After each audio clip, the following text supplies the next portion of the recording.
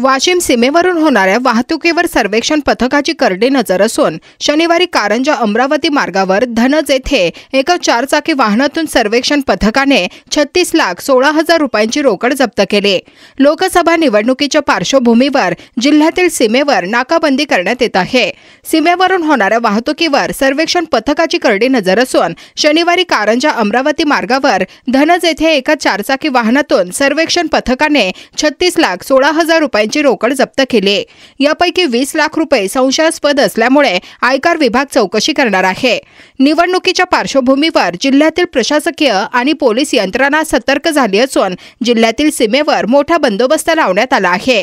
या दरम्यान अवैध वस्तू आणि पैशांचा होणारा गैरवापर रोखण्यासाठी जिल्ह्यात चेकपोस्ट लावण्यात आले असून ये-जा करणाऱ्या प्रत्येक वाहनांची कसून चौकशी करण्यात येत आहे। गुरुवारी वाशिम यवतमाळ जिल्ह्याच्या सीमेवर असलेल्या एका चेकपोस्टवर कारमधून 1,89,000 रुपयांची रोख रक्कम जप्त करण्यात आली। त्यानंतर शुक्रवारी अमरावती कारंजा मार्गावर धनज सर्वेक्षण पथकाने MH27 BX 1056 या 4 चाकी वाहनातून 36,13,000 रुपयांची रोकड जप्त केली।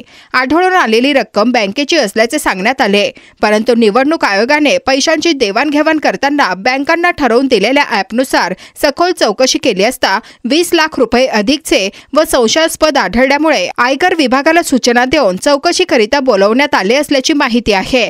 तसेच मेडशी चेकपोस्ट येथेही 7 लाख रुपये आढळून आले आहेत।